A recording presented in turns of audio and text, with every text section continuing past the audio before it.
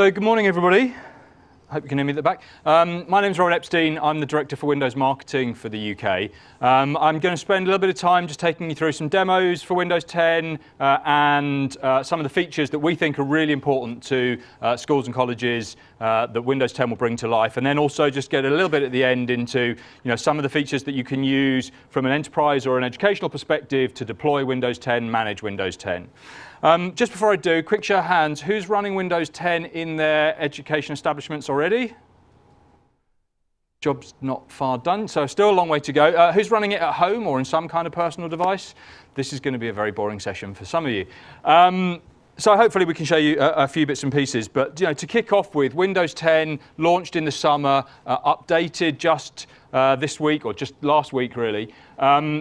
It is a real revolution in terms of Windows. Certainly we believe it's the best Windows ever, and there's a number of things that really went into the design of the product. Firstly and foremost, it's one Windows. It's one Windows that runs across all of the devices that you see on screen, from the smallest IoT sensor through to phones, tablets of all shapes and sizes, 2-in-1 devices, traditional PCs, up to the Surface Hub that you saw before, and coming soon onto HoloLens as well. And why that's important is it means from a developer's perspective, they can literally write an application once that will run across all of those applications, all of those devices. They can deploy one set of code to our store and have that run across all of these devices. So we think that's going to help start increasing the number of applications in the Windows Store, which is already into the hundreds of thousands. But more importantly, for people who are writing specific applications, line of business applications, that they want to be available to, maybe consumers at home on a small 8-inch tablet device, or to be used in your organizations, on a traditional 15-inch laptop or desktop machine. They don't have to keep rewriting for all those different platforms.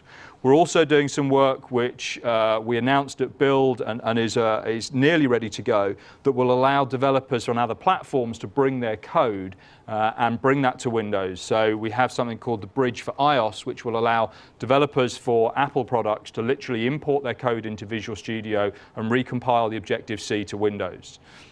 So if you are working with specific app vendors on other platforms and you'd like to see those products brought to Windows, there is the technology available for them to port that across fairly easily, quickly, and at reasonably low cost. And then, of course, for yourselves as well, the important factor about having a single version of Windows is that you can manage a single version of Windows from one management suite.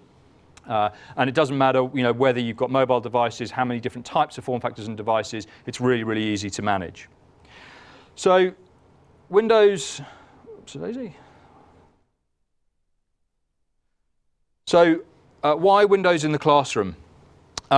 Firstly, it's a platform that you never outgrow, and this is important. When students leave school, university, college, they enter the workplace where they use Windows. And so having that understanding of the platform and having Windows available now to them on a huge variety of devices. So literally kids in nursery school, etc., can use small phones of all sizes again, can use 8-inch tablets for that classic kind of, I just want to do ABCs, I want to do colors and shapes. They can do that with touch. They can then migrate those devices through maybe, primary school where they want a 2-in-1 device that gives them the ability to use Office with keyboard, through to, in secondary schools where they're going to want traditional form factors to do work on Office and the applications. And then, of course, as I said, once they leave and they go on to university, they go on into the workplace, it's a Windows environment they're going to need to know and understand. Windows, of course, being around for so long, is the compatibility king.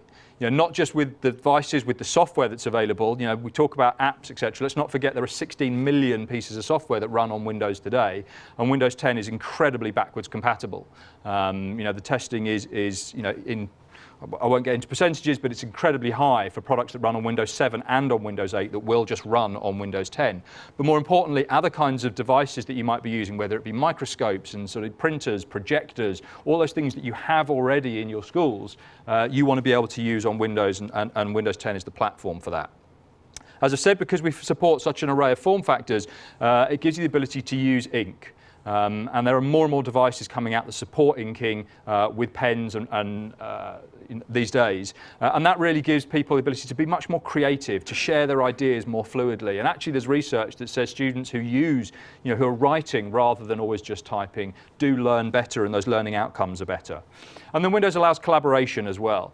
So you've seen a lot of that with the Office 365 guys this morning, the ability for students to work on projects together, to be Skyping whilst they're doing that, to be literally editing the same documents at the same time, to be saving their files to OneDrive so that it doesn't matter which device they pick up, they can always quickly get back to the work they were doing and find that easily.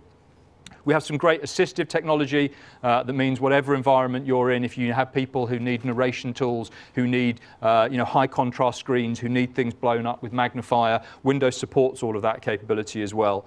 And then as we'll come on to later on, Windows is incredibly easy. Windows 10 in particular is incredibly easy to deploy. And as we've all seen, cybersecurity is an ever-growing threat to organizations of all shapes and sizes. And so Windows 10 really is the most secure version of Windows as well. So I'm going to jump into to a demo now. And a lot of these features, I'm going to try and put into obviously an educational perspective. Some of it, let's not forget, we're all users. How do we take advantage of this? How do our students take advantage of this? So I'm just going to exit this presentation. And the first thing that you'll notice, of course, is this is the Windows 10 desktop. It is what people are familiar with Windows 7. And so again, in terms of deploying to a school environment, then users are going to be familiar with this already. We heard the feedback on 8, loud and clear, and now when I press the start menu, there you go, I get a traditional start menu. Now a lot of people in the reviews have said this really is the best of both worlds because we've kept that live tile ability there, which is still customizable. I can set all the different sizes to my live tiles. I can see all my information at a glance, or I can get rid of it all if I want to. We've made it quick and easy to navigate. So it's like Windows 7, but it does have enhancements. So if I want to go and browse all of my applications so that I can find any of the apps that I've installed, I can just click on a letter. That'll zoom me out so that I can go straight down to W and therefore find all the Windows PowerShells, etc. For you guys as administrators, things like Windows key X, that instantly gets you to all the tools that you might need to manage Windows is still there. So it's really, really familiar. So I've got the start menu. I can pin things to the taskbar. When I hover over them, it's showing me exactly what I would expect. So I can switch easily between applications. Alt-Tab. Who here uses Alt-Tab to switch between? Right, you're all power users. Actually, even in this room, 50% of the audience. Our data shows us that actually less than 10% of users use Alt-Tab to switch between apps. Right, this is on a multitasking operating system. You kind of go, how's that possible? So we decided, therefore, to put in, effectively an Alt-Tab button. So it's there all the time on the taskbar, and it allows people to quickly see all the applications and switch between them. Again, actually, if you're new to the platform, if you're a younger kid, you may not know things like Alt-Tab, but this will still allow people to quickly find their applications. And so we've got things that you might be familiar with from other versions of 7. So if I so I can go and launch an application. I can snap that application to one side of the screen. This time, as soon as it does, it says, well, you probably want to snap an application to the other side of the screen. So let's show you all the other applications you've got open. You can pick which one you want and snap it to the other side of the screen. Now, in the update that was just released last week, we've made it easier to resize that as well. So now, as I drag, it resizes both applications for me. So I don't have any of that kind of fiddly drag and drop to get things just as I want. Really, really easy for people to just get their work done. Now, I talked about one application platform, and those of you who did use Windows 8 will have seen something like this. This is now called Groove Music, but used to be the Xbox Music app in Windows 8. And as those of you who might have used it, you're familiar with it going full screen. And that was jarring for people when they were using desktop environment. They want Windows applications to run in a window. So as you can see now, I can do that. And this is where some clever technology is going on under the hood to allow developers to write applications once and run it across all different platforms. So you'll see here, the way that I've got this set out, the screen real estate, my menus are all shrunk to just icons on the left. But as I start to expand the window, when I've got enough real estate, it will automatically jump out to show me the full menu. Developers don't have to worry about this. Windows will take care of it for them. So if I was running this application on a phone, you can see there where I've got something really small, it literally just shows me my playlist and should show me the album that's running at the top, give me my playback tools. So again, developers write once and it works across phones, tablets of all shapes and sizes and whatever orientation. Now they can enhance those applications by writing them for specific form factors and specific screen sizes, and then Windows, again, it's a single piece of code, and then Windows just switches between the way they programmed it to run on those different screen sizes so that you always get the best experience.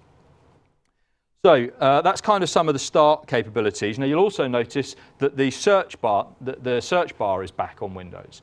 And this is what most people are familiar with. So if you wanted to run an application, you just kind of type Word, it'll search your application, and you hit enter and it runs the app. That's how most people launch applications in previous versions of Windows. The search button goes a little bit further now. So not only is it showing me applications that I've got installed, it's searching across all my content as well.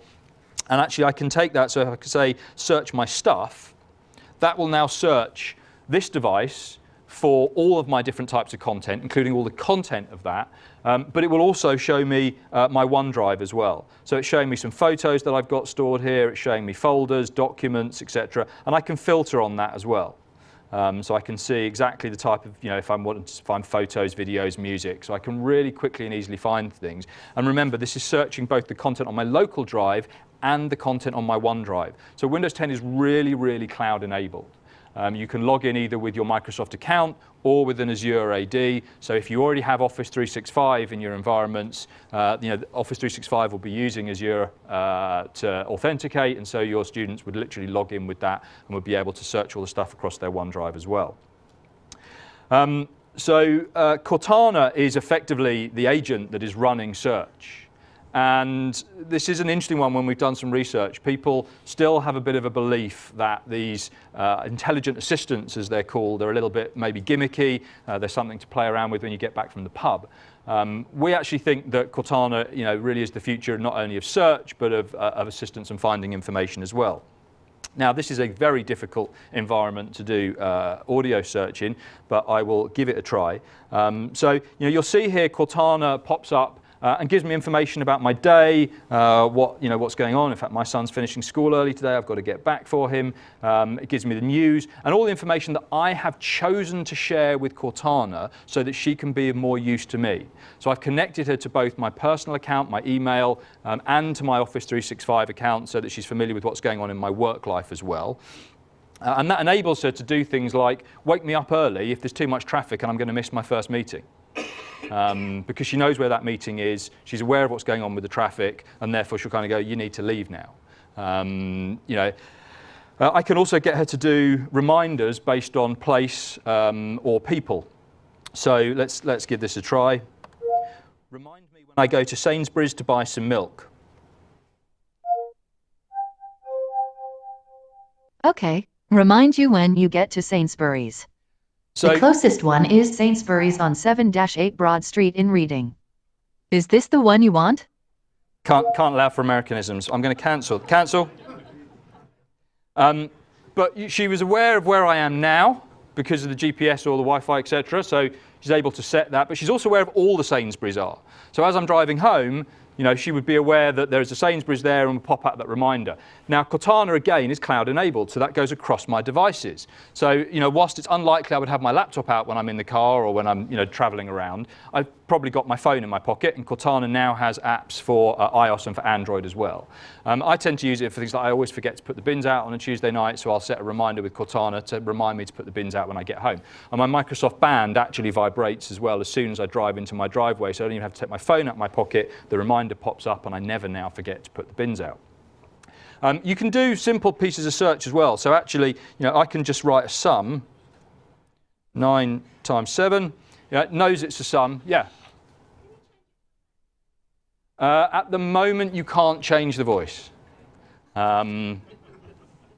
We hear lots of feedback. I'll come on to that. And the beauty of Windows is that we're always updating it, so watch this space. So I can type in sums, and Cortana knows it's a sum and gives me the answer to that. I can ask for the weather in London or wherever I am, and straight away it knows kind of I'm asking for the weather, so it just pops up with the weather. If you're going on a flight, for example, if I'm going to Redmond, then it can tell me straight away as soon as I type in the flight number what it is. So you can see that I can search a lot with text as well as with voice. And you can also get Cortana to do lovely little things for you. So if I'm working on a presentation, I'm at my desk, I'm furiously wrong, and I suddenly remember I must tell the wife I'm going to be home late tonight, then I can do, let's see, hey Cortana, send an email to my wife saying I'll be home late.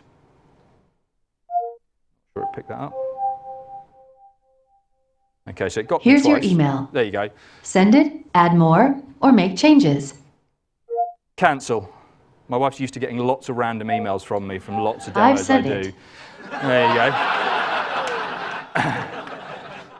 And she's also quite used to getting home and finding an awful lot of milk in the fridge. But at least the bins are always out, so I'm saved from that. So look, you can see this is in a very open environment. I was talking very rapidly. It still picked it up, but it was able to knew who my wife was. It was able to compose the email. It created the title and send the email. I never even had to open my email application. And the beauty again of Windows 10 is think about how we update Windows 10. We update Windows 10 now in 3 different ways. Right. Firstly, there's the traditional Windows Update. So using Windows Update, when there's an operating system update, we simply send it down and it updates your machine. We take care of all of that for you now. You don't have to worry about it. Secondly, many of the components of Windows 8, such as the Photos app and the email app and the store itself, are now applications delivered through the store. So the Windows Store is going to update those applications, whether they be Microsoft applications or third-party applications, whenever an update is ready. And then the last thing that we do is we update server-side. So Cortana is able to improve simply because we update our servers. And so we can build new features into Cortana. And certainly you've seen this is a big investment for Microsoft in terms of differentiating and bringing those great capabilities. So we've talked a little bit about the desktop. We've talked about being able to switch applications easy. One new thing that's in there is the ability to have multiple desktops as well, actually. So this is new for Windows, but in Windows 10 I can switch to a second desktop. Might be great for teachers because they can almost set out their entire lessons throughout the day in different desktops and only have the desktop open with the content that they want at that time. When it comes to the next lesson, they switch to a different desktop. You did have multiple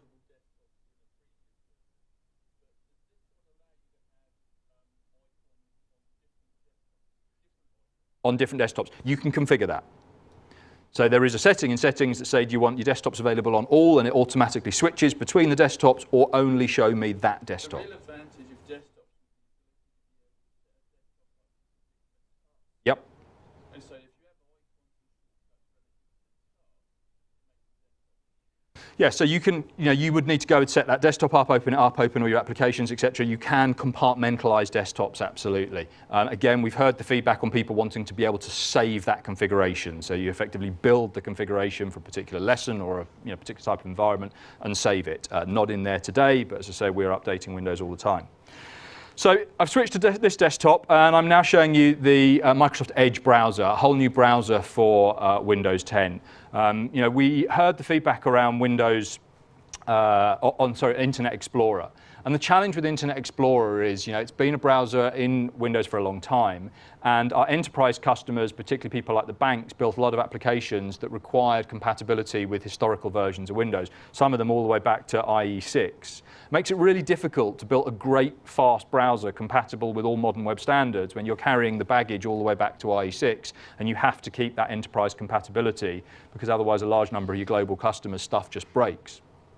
So what we decided to do in Windows 10 was literally scrap, effectively draw a line under IE. It is still in there. So if you have applications today that need Internet Explorer, IE11 is there. It has compatibility mode, and it will run pretty much everything, IE8 and beyond. But what we've done with Edge is really created a great new fast browser. Now, we're not really trying to promote this as the fastest in the world. There are third-party benchmarks out there that say this does render as fast as any other browser that's out there and is as compatible with modern web standards as anything else. What we've tried to do is to, again, Windows is all about helping people get things done. It's in line with the company mission of, empowering individuals and organizations to achieve more. And so everything they do when they write this, when they write Windows, when they write the applications, is to say, how do we help people get more done? And so that's some of the features that we've got here. So a couple of simple examples. I've obviously got multiple tabs. Again, in the update from last week, I can now hover those and I get thumbnails of each of the different tabs so I can see which one I want to jump to. Here's a story that I caught today. The internet's really mad at Nigella Lawson. But as you can see with a lot of web pages, there's an awful lot of other stuff. There's adverts, there's click here to share, etc., kind of just confusing the content. So in Edge, I've got a reading button up there, which when I click it, it strips everything away except the content I'm interested in. So quickly, I'm just seeing the images and the text that I want. Again, I think in many school environments, that's going to help kids focus on just the content they need. So as well as reading mode, I can also mark pages. So I've got a bookmarking and a reading list capability. And so as I'm browsing the web, I'm doing research on a project that maybe I'm involved in, I can just mark that and I can say, yeah, I want to read that. And it takes a snapshot of that page offline as well. So if I'm then, on a train or somewhere where I'm not connected, maybe in the playground after school or what have you, I can still read those documents. And they now now sync across all my devices. So if I make bookmarks when I'm at school on the school device, but I've done that when I'm logged in with my Microsoft account, if I was to log in at home, I would still have access to all of that content. Now, this is where I really like the ability, I've seen this with my kids already as they're starting to do research on things. They often want to, track content and they want to mark it up. Wouldn't it be great, rather than having to do copy, paste, switch application, paste it in, make some notes, then email that to a friend, here's the thing that we were working on, etc. If I could literally just mark up straight on the web. So I'm going to demo this. I'm working today off a Surface Pro 2 device with pen. And if I was browsing, let's just switch to, never good news unfortunately, but to the BBC News page as an example, I can go into effectively a sort of short version of OneNote that allows me to select a pen and then start making markups and saying, look at this. Now, if I have a pen, that's great. I can do it with touch. I can do it with a pen. But if not, I can actually just very similar to you're used to with the Office applications. I can say, OK, I want to make a note here. This is what we were looking at, etc. And then, so I can mark up the web. From there, I can then share that as well. So I hit the share button, and it gives me a variety of the different applications capable of sharing that, such as mail. And it would then compose an email for me, take a snapshot of that web with all my markups, and then email that to somebody. So I think that's a really great way when you're doing research on projects, etc., to be able to turn the web from browsing into doing. And that's part of the Edge browser. And the last thing, which I really like, is Cortana, again, surfaces within the Edge browser. So as I'm browsing the web and I'm not sure of some information, so for example, I'm a young kid and I don't know what Paris is. Whoops. So I can highlight the word, right-click, and do Ask Cortana. And without having to open up another tab, do a search, forget where I was, get distracted, and I'm suddenly 3 clicks in, Cortana pops up with a sidebar, bringing me all the information about whatever it was I've asked for. So in this particular case, it'll give me some maps, it'll give me some core information, show me the weather, allow me to find photos, etc. Right? And that happens all the way down to just dictionary definitions of words. So taking my life in my own hands here, what will it do with the word swoop? There you go. All right, it didn't identify it as a thing, so it simply gave me a definition. So again, I think from a learning perspective, the ability to always be able to right-click and ask Cortana about whatever it is you're looking at without getting distracted from the work that you were doing and ending up 3 tabs on and you've forgotten what you were doing, I think is a huge benefit. So that is the Edge browser. The other thing that, as I said, I'm working here on a Surface Pro 2. I'm doing that with the keyboard attached. You've seen me typing. I'm driving everything with my little Microsoft mouse. But we have a feature called Continuum. So I'm going to switch back to my other desktop. Here I've got the Groove Music app as well. Continuum automatically switches windows to be appropriate to the type of device I'm working on. And again, I think this is relevant if you think about things like 2-in-1 devices that I'm sure you're getting. So this is the Lynx 10-inch device, the new one, the Lynx 1010. Without the keyboard, well, at the moment you can get this for about £149. I think there's a consumer offer where you can get the keyboard for free, but it's sort of £200 device with the keyboard. It's a hard keyboard, so a traditional machine, but I can literally just attach it. So the question then is, that's a brilliant tablet. That's great for schools who want to just do, those kind of easy-to-use finger-based applications. So how does Windows, convert between being a PC and being a tablet? Well, it does it automatically. So here I am in desktop mode. I would expect all my windows to be in Windows, so I can run them with a keyboard and mouse. But if I was to convert and just pull the device off of the keyboard, then it automatically switches to tablet mode. So the application that I'm in goes full screen, so it's now easy to control with touch. You'll also see the taskbar clears itself up, and what I've got is just my Windows button. I've got the circle is Cortana, so I can search, and I've got a back button. So really it's now functioning very much like a mobile device. If I swipe in from the left, I get exactly the same view that I do with Alt-Tab or with the task switching button, and I can quickly switch between my applications. If I swipe from the right, I get Action Center. This is you're familiar with from your phones. Brings all the notifications into one place. Also gives me a series of quick buttons so that I can quickly switch off Bluetooth, Wi-Fi, change power settings, etc. And I can continue to control this with as I did on Windows 8. So if I now just sort of drag this to one side, it pops up and gives me snap. So I can then snap to applications. I'm doing all this now with my finger, so I can easily move those applications around. And then when I reconnect it to the keyboard, so you heard it click in there, it will switch back to desktop mode, and those applications go to where I left them in a desktop environment. Okay, so that's Continuum, and that will work across any of the 2-in-1 devices, whether it be a detachable product like that or something like the Lenovo Yoga, which as I fold it back to turn it into a tablet, then it flips modes. Question at the back?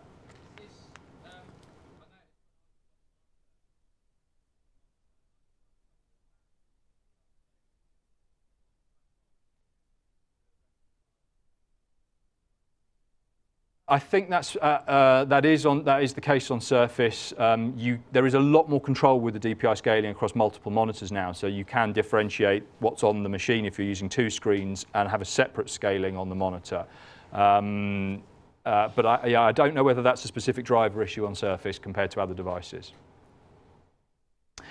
Okay, so that's the Continuum. Now, of course, there are a whole raft of great inbuilt applications. You've seen, the music app, for example. There's a terrific new email application. It's Outlook. I'm not going to open that because this is actually live connected to all my email, both my personal and my business account, and I can just switch between the two, all from one. And as I said, we're keeping that updated all the time now. And that happens through the store. So this is the new Windows Store.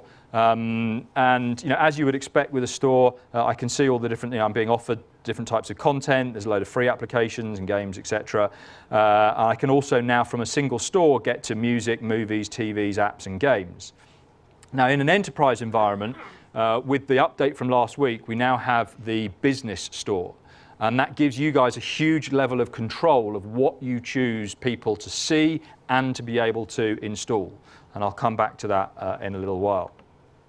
And finally, of course, you can run the mobile apps. In actual fact, my presentation today is being driven from PowerPoint Mobile, and OneNote Mobile here is included in Windows 10 now, so that's going to be on your machines by default, where of course I can mark up with pen, keyboard, mouse, etc. Across all the different types of devices that I'm using.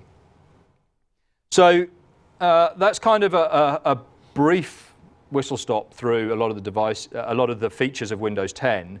A couple of them, some of the new ones that have come in since last week. We've had a couple of questions about wouldn't it be great if I could do that? Wouldn't it be great if I could do the other? Anybody in the room a Windows Insider? Excellent, got quite a few already. I'm going to encourage everybody to go and sign up to the Insider program. We now have over 7.5 million Windows Insiders.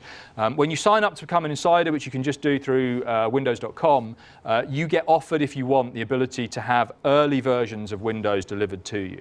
So if you want to test what we will be bringing out in subsequent months as new features to Windows 10, then you'll get them early once you're a Windows Insider. Now, Windows Insiders are absolutely critical, really. Some people don't believe us with this, but the amount of data that this provides back to the engineering team is vast, and it's allowed us to do a lot to really improve the product. So every version of Windows actually now has this thing called the Windows Feedback app, and you can see that this categorizes it's hardware and devices. Let's go to, there you go, Edge and IE. So what this allows is any user to come in and say, I've got an issue with Windows. I've got some feedback for you. I want you to change something. I'm not happy with the way this works. And all of this goes back to the engineering team. You can see all the categories that we get that feedback from. We've been doing this since September last year. So we're over a year into this program already. By the time we launched Windows in July, we had about 5 million insiders, and it continues to grow. So we have multiple millions of people testing effectively. In the old world, you would have called it beta software, but now we call it technical previews or insider builds early, and giving us lots of feedback. Now, obviously, everybody's got differences of opinion. So people are up here going, hang on, I don't like that, improve that feature, etc. And the stuff around improve this or add new capabilities is great. We can take that on board, build it into the engineering timeline, and we'll continue to update and improve Windows as we go. But you do get situations where some people say, for example, your desktop environment. Some people go, I really, really, really want you to give me independent desktops where my taskbar is completely unique on every desktop, etc. Other people will go, for God's sake, don't do that. One of the beauties of the taskbar is that I can press any application, and no matter what desktop, I can switch to it. So how do you deal with that when half the world wants it? That tells us where we need to go and put settings in. Because obviously there's quite an engineering overhead in providing all that level of choice to the operating system. If you had 80% of the world kind of going, right, we all just want the ability to have one taskbar, etc., then you can build for that and know that the majority of people are going to be happy and hopefully get to the improvement at some point down the road. But it allows us to prioritize what we need to do from a settings capability, from people being able to customize the application. So certainly if you're going to deploy in your schools, when you do eventually get to deploy Windows 10, I would always encourage you to have a few machines somewhere who are signed up to the Insider program, bringing those Insider builds down. You're getting early access to things that are coming. It gives you months ahead of even the release of the product to test it, to look at how it works with your applications and within your environments, etc. And that's been a really big part of the Windows 10 program. So I'm going to switch back to my presentation now.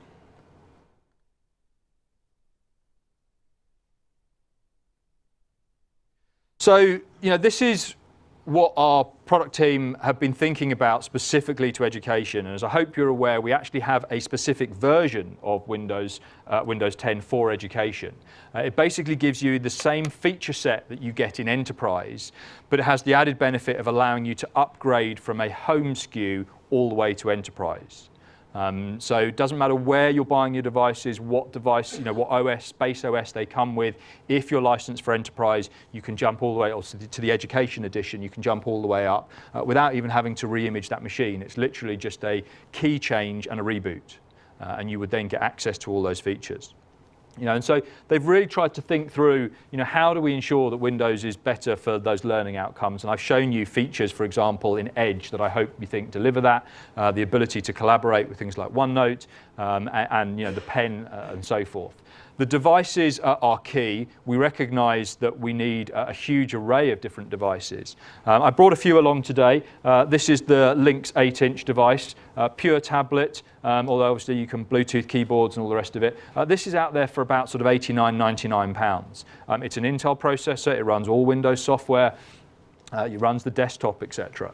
And then, as I showed you earlier, there's the Lynx 10-inch device, which I think is great in sort of primary school. We know that this and things like the Asus T100, lots and lots of parents are buying for their kids because it's great to do schoolwork on, because you've got a full keyboard, got the ability to dock it and have some entertainment and gaming or whatever at home on a tablet device. I do have a Surface Pro 4 here. Obviously, we've now got a couple of products in the Surface range. There's the Surface 3, which is the 10-inch product, again with the detachable keyboard option. And then this one, which is unfortunately still so new, we haven't got enough samples ourselves. This is an engineering sample of the Pro 4. But you can get that up to a Core i7 processor in something this size. They start at Core i3. You can get up to, although I don't think it's out yet, a terabyte of SSD hard drive inside there. Detachable keyboard that really does stay on. The new keyboard on the Pro 4, for anybody who's seen Surface, say Pro 3, the new keyboard is phenomenal. So if you want to come and have a look at this afterwards, I'll make sure this is around. Improvements in the keyboard and in the touchpad as well. And that just leaves you with a very thin, slightly thinner than the last one. In fact, we can't go any thinner on this now because of the size of the USB port, but you do get a full USB port on that as well, and an SD card slot, and obviously the pen, which now just magnetizes to the side. Actually, one improvement I did mean to point out on the new Lynx 1010, because we've heard this feedback specifically from schools, this now charges via mini USB. So you don't need separate power packs, etc., if you want to work with your existing cabinets and so forth.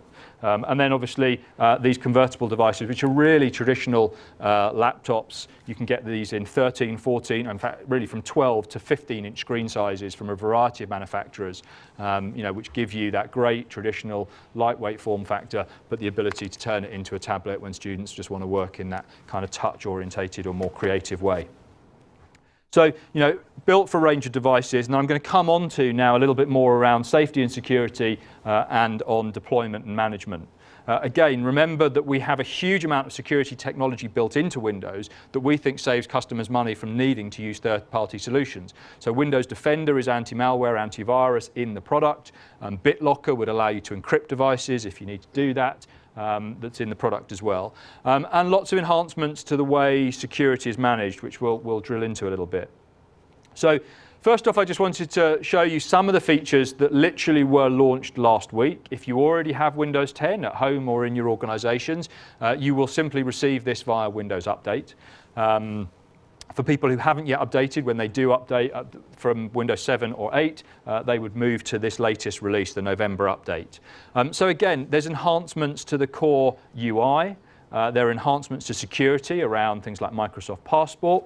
The Windows Store for Business, which I'm going to come on to in a minute, is now supported only in this release. So there's a number of improvements, but the point I wanted to get to here is that we kind of said Windows 10 is the last version of Windows, that from here on we're just going to be providing updates, and similar to Office 365 we're going to do it on a much more frequent cadence. So we have things like the Insider program to allow people to get early access to see what's coming. Then for the average consumer we have what's called the current branch. So when we've done the testing, we've decided that we're ready to release an update, such as this one on November the 12th. We push that out to consumers, and we auto-update via Windows Update so that they always have the latest features and they're kept secure. Now, we understand that some organizations don't want that permanent update cycle. So whereas current branch is for consumers, and you can run it, if you want to stay most up to date in your organizations as well, we have current branch for business. And this allows IT administrators to delay rollout of the latest updates for up to 8 months. So you can get, given that we give you about 4 months advance notice through the Insider program, you can kind of be testing for a year before you need to actually deploy certain updates into your business, and that should give, or to your organizations, that should give everybody plenty of time to be able to test and know that they're going to work in their environments. But the benefit that we want to really try and drive with Windows as a service is, first of all, once you've upgraded your running Windows, there's no additional charges for Windows. Certainly in the consumer space, there was a misunderstanding when we said it's free for a year. We mean you've got a year to upgrade. Once you have upgraded, we will not charge consumers for that version of Windows 10 for the lifetime of that machine. But we're trying to take the management stress away from IT managers. You've got, frankly, plenty on your plates, enough higher value added things to do than worry about deploying patches to the system. And so through either current branch or the Windows Update for Business, which is how we update current branch for business, we're trying to take care of that with Windows as a service. So deployment, of course, is hopefully the question that you're now so excited to think about: how do I go and deploy this back at school? And again, another massive change. We really want to see the end of wipe and reload. That is still available. You can still continue to build images and store them on servers, and as you get new devices in, splat them and reload and have to figure out how you do all your data and your app migration. What we really think is the best way forward is simply in-place upgrade. Hopefully for those of you who have done it at home, then you literally kicked off the update. We updated your system, we rebooted a couple of times, and then left you with basically what you had before, but now running Windows 10. We keep all the settings, the data, the applications, the personalization all in place. Again, for those of you who are more technical in the room and went, but I want to do a clean install and you didn't let me because of my PID key and the necessary upgrade, etc., that's all improved in the update from last week. If you have a Windows 7 or 8 key, you can clean install and just enter your 7 and 8 key, and we recognize that as valid now. So again, improvements where we've listened to customers and done that. And then we also have the ability to provision new devices in a much easier way.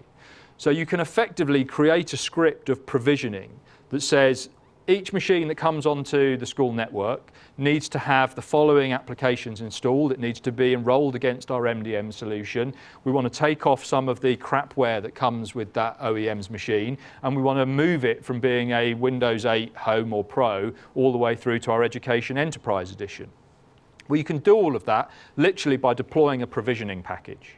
So this would allow even a remote member of staff to pop down to PC World, buy whatever machine, bring it home, do the out-of-box experience, and then you can send them an email or give them a USB key or do it over the network and effectively go run the provisioning.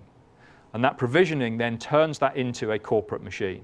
With whatever settings that you've done, you can apply group policy, you can enroll against devices, etc. So we've really done a lot of work to try and simplify deployment, upgrade, and ongoing provision of new devices as well. So the simplest way to do this, and we've seen this in many schools, if you're using Configuration Manager, you can literally push out Windows 10 as an update, and I'm sure there'll be a couple of glitches here and there. Don't say I told you it would be 100% perfect, but pretty much update all your machines on your network kind of overnight, because you just push it out, it runs the update, it does it all in place, and you should find Windows 10 there the next morning. MDM in Windows 10, I think this is a build. There we go. The management capabilities is really designed to be whatever you want it to be. You can continue to manage a Windows 10 environment using Configuration Manager and traditional Microsoft tools, or you can switch to more MDM type solutions such as Intune or third parties. Intune, as you know, that's web-based, so that either allows you or your partners that you're working with to help manage your system remotely, and Intune will manage all types of devices as well. It will manage Apple and it will manage Android. And as we said, by using Azure AD as your identity, when you deploy Windows 10 and a new machine goes out and a user logs on with their Azure AD, you can force an auto-enrollment into the MDM solution as well, so that you know that that device is secure, enrolled against the network. You can then start to manage what applications go down. You can even do remote wipe should machines get lost, etc. So just a very high-level overview of the MDM capabilities, but very much built in. And then Windows Store for Business. So Windows Store for Business will look very much like the Windows Store that I just showed you before. But when you use your Enterprise edition, so your Education edition, and set up a store for business, you effectively set up a unique store for your organization. Now you can choose to make the whole store still available, and so anybody can go in and find apps and games and install them, or you can choose what they find, both from the public store, and you can use it to manage your line of business applications. Now, as it's launched last week, we're currently only able to manage apps from the store and free apps, but we hope in a future release to actually be able to help you manage all your licensing as well. So you would actually be able to purchase via a volume PO agreement a number of licenses from ISVs, and then use the business store to manage those licenses. So you can determine which users or which machines you deploy that application and license to. If somebody leaves or a machine dies, you can then retrieve that license and deploy it elsewhere, all from the management console.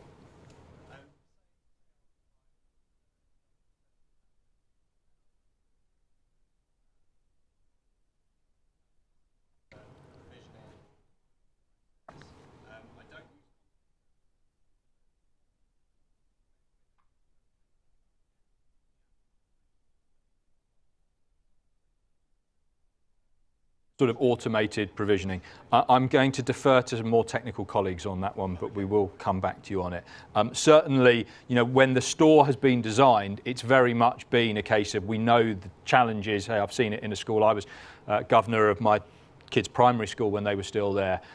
We went and bought, yes, I'll admit, a load of iPads, and then had huge problems trying to manage the applications on all of those and getting it all. And this was a few years ago, but anyway. So the store is very much designed to say, how do we ease management, deployment, upgrade of applications, and they're working on those features so that it's not just the store apps. You can use it to manage your line of business apps or third-party ISV applications as well. So this is here today, but there are new capabilities being added all the time. And then lastly, of course, is security. This builds.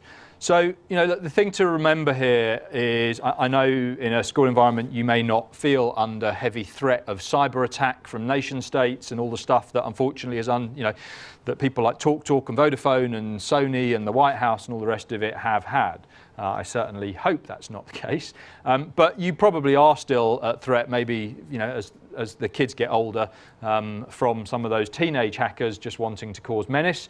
In fact, I think the TalkTalk, they reckon, was some 15-year-old kid. I hope he wasn't in any of your schools.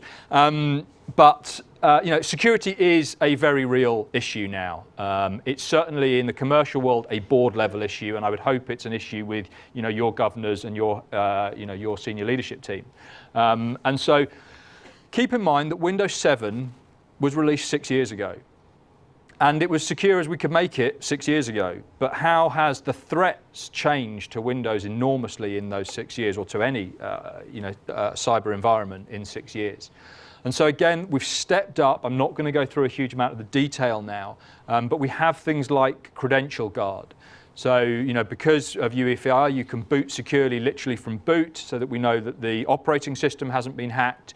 We can then, we actually keep the credentials both encrypted on the machine, but when the credentials are being entered, etc., that process runs in a hypervisor. So it's actually running in a virtual environment that, you know, really makes it incredibly secure, so that malware can't come in. That's how a lot of these parse the hash attacks are happening, where people are, you know, effectively phishing, sniffing stuff once, and then using that to start escalating around the system.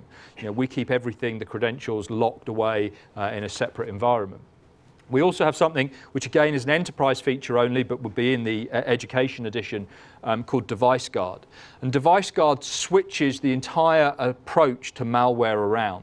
If you think about how antivirus and anti-malware runs today, you're basically in a permanent battle with the bad guys, right? They're trying to come up with viruses to exploit security issues or to get you to run malicious code on the machine. And the antivirus guys are trying to find those and deploy new signatures to you as quick as possible that says, right, we can now catch all of this malware. All right, so all it needs is the guys to write before the signatures have been updated and you've got a problem. So with Device Guard, we flip that on its head and we basically say no code can run on this machine unless it's a digitally signed, authorized application. Now, all the apps in the store are all signed. You know, Microsoft apps are signed. We're working with third-party ISVs to sign, you know, approved apps there as well. And then we have a web-based system for you to basically very quickly add new applications that you sign yourselves. Now, I can see in a school environment that could be tricky because you probably need quite a lot of flexibility. But it does give people that opportunity to go, literally, I can ensure that no code that I haven't chosen to be signed and approved to run on this system can even run on Windows. So you can go kind of ultimate belt and braces security.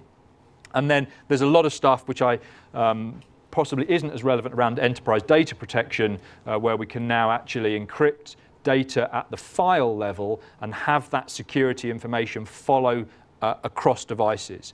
So, you know, the problem that most people have now is either just errors or maliciously where people are just emailing spreadsheets and data and other kinds of content to a personal address or putting it on a USB key and taking it outside the enterprise. So it's all well and good the device being encrypted, but once that file has left the enterprise, it's no longer safe. And we're about to release enterprise data protection that literally encrypts at the file level, so it even can prevent you from copying and pasting from an organizational document into something like Twitter. You can close it all down. Now, I hope that you don't have you know, highly sensitive data that you need to protect in that way in your environments, but you know, that kind of level of security has been through all the way through with Windows. So that's kind of it from me, really. Yeah, I'm closing here with a quote from the VP of a CIO of a college in the US. This was a large campus college that has gone campus-wide to Windows 10.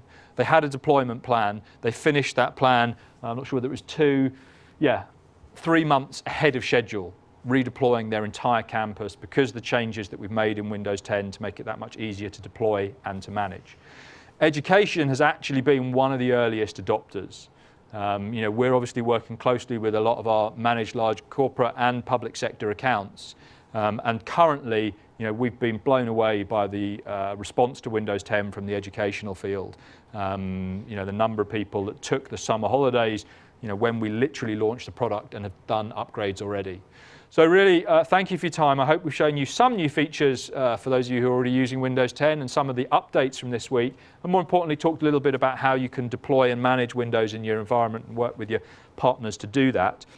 And really how that will hopefully impact the learning environment as well as your lives managing these systems. And really the call to action now would be to say, join up as an insider, go and do some pilots and some proof of concepts and some testing, and then work with your partners on a deployment plan and let us keep Windows up to date for you. Thank you.